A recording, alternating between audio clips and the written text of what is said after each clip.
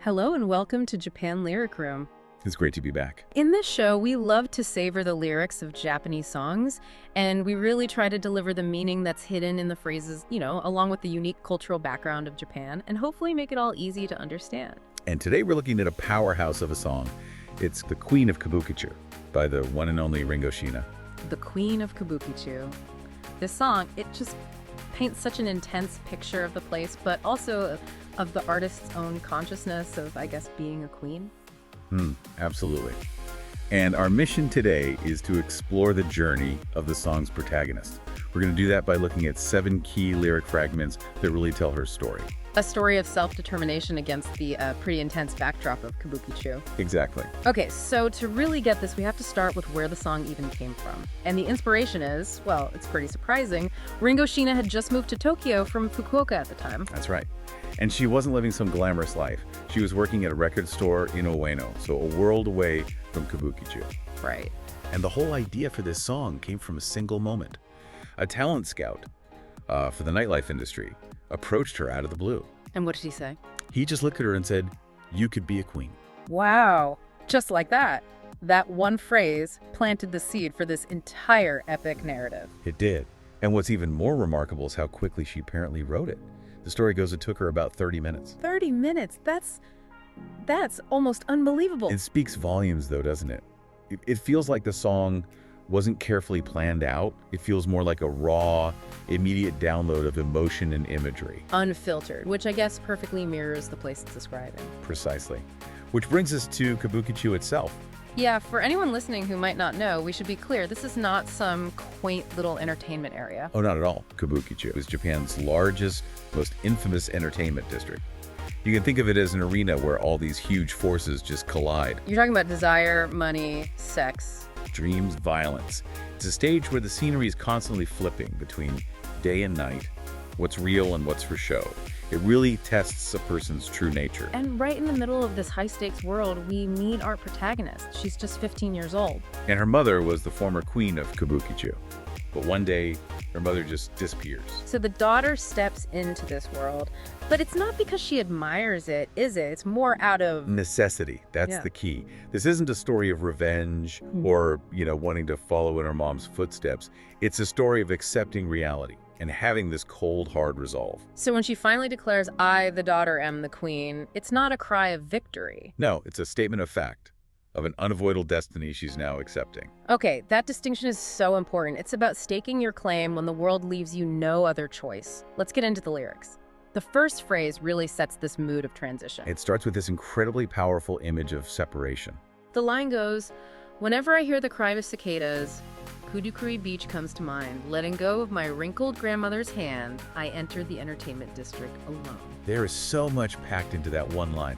Let's start with the cicadas. Okay. In Japan, the sound of the semi isn't just background noise. It's deeply symbolic. It represents summer, memory, but also the cycle of life and death. It carries this feeling of hakanasa. Hakanasa. That's transience, right? The idea that everything is fleeting. Exactly. So the very sound that triggers this happy memory of the beach is also a warning that nothing lasts. And that memory, Kudukuri Beach, that's her safe place, her childhood. Her grandmother's protection. Yes, it's her primal scene of safety. And the lyric contrasts that natural, safe world with the chaos of the entertainment district, a world of desire and money. And the action. Letting go of my wrinkled grandmother's hand. That's the point of no return. It's the physical act of severing her last tie to innocence and protection. Once she lets go, she's in this new world alone. And that loneliness is immediately filled by the shadow of her mother. Which brings us to phrase 2.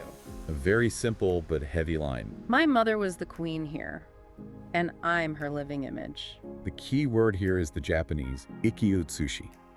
We translate it as living image, but it's so much more than just looking alike. What does it imply? It implies you're inheriting everything. The same life, the same path, and crucially, the same destiny. So it's almost like a curse, a path she's forced to walk because of who her mother was. In a way, yes. This gets into a very Japanese idea called shukumi ishiki, which is like a consciousness of fate or destiny. There's this feeling that what she wants to be is tangled up with what she cannot escape. It's a mix of admiration and bondage. And that inescapable fate really comes crashing down in the third phrase with her mother's disappearance. This part is just emotionally brutal, and it's all done with a single word choice. The line is, "The queen disappeared, leaving me behind at 15. She's probably living with the man who came every Friday." The way that's phrased is so clinical. She's probably living with the man. There's no big emotional breakdown. And that's the point. In a lot of Japanese storytelling, the real emotional cruelty is in what's left unsaid. She doesn't judge her mother. She doesn't condemn her. Because if she did, she'd have to admit how much it hurt. Exactly. Which sets the stage perfectly for the next few phrases, where she develops this internal code of conduct for survival, and this is where it gets really philosophical. It does. Phrase 4 shows she's not just thinking about Kabukicho. She's thinking about universal truth. Even those who once flourished will inevitably decline. And this isn't just some street wisdom about beauty fading. This is a direct reference to the Buddhist concept of Mujoukan. The impermanence of all things. You're saying this 15-year-old girl is internalizing that. She understands it on a fundamental level, and that understanding is her armor. She knows the title of queen isn't forever. So she doesn't get caught up in the romance of it. Right. It stops being a romantic destiny and becomes a job with an expiration date. And that clarity shapes her entire strategy. Which leads us right into the fifth phrase. And this is a really harsh self-assessment. It's incredibly stark. As a woman, all I sell is myself. The moment I seek sympathy, I'll lose everything. We have to be careful with that word sell. Yes, there's the obvious context of the service industry, but it's broader than that. She is defining her captor. Her talent, her youth, her effort, everything she is. Those are her only weapons. She's essentially converting her entire being into the currency she needs to survive. And that second part, the moment I seek sympathy, I'll lose everything. That's her core rule, her commandment. Why is sympathy so dangerous? To her, sympathy means vulnerability. It means dependence. The second she relies on someone else's pity or kindness, she loses the very self-sufficiency that's keeping her alive. So she has to stand completely alone or she'll fall. It's a cruel but fiercely determined strategy. She has rejected the idea of a safety net. And once she's established that inner resolve, she starts to claim her territory. That's phrase 6. A huge moment of transformation. Step out of JR Shinjuku's east exit. This is my garden, the great playground. Kabukicho. Let's break that down. Shinjuku's east exit is the main gateway into Kabukicho.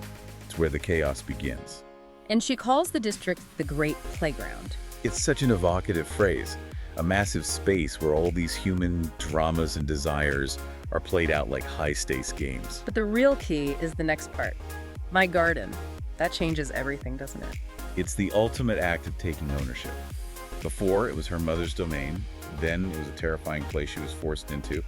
But by calling it her garden, she's transforming it. It's no longer just a place to survive. It's her domain, her territory. She's no longer a passive victim. She is the active sovereign at the center of it all. And that shift in perspective leads us to the final, quiet declaration.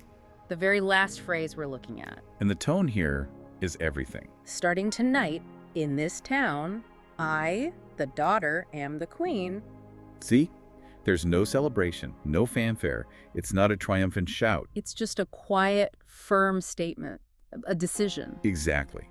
The phrase, starting tonight, shows both the suddenness of it all, she has no choice but to start now, and the incredible personal will it takes to step forward anyway.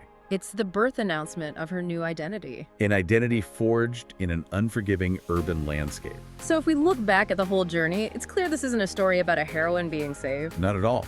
It's about a young woman who accepts the fleeting nature of life, who accepts her complicated past, and who accepts that she has to rely on nothing but her own resolve. That's the transformation. When she embraces the title queen, she stops being an object, just a daughter watching things happen, and becomes the narrator of her own life.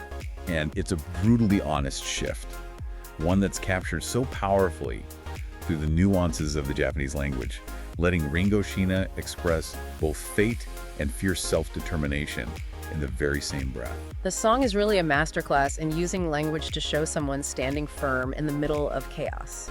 It seems to say that this kind of brutal self-recognition is what you need for any kind of real freedom. It really is. And it leaves us with a powerful question, I think, for all of us.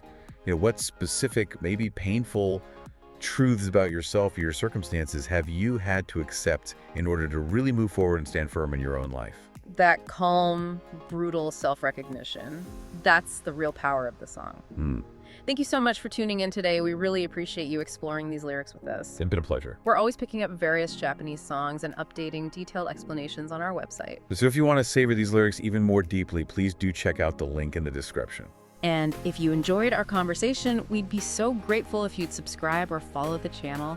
It really helps us continue making the show. We also love hearing from you, so please leave a comment with your thoughts or any requests for songs you'd like us to cover next. We'll see you next time. This was Japan Lyric Room.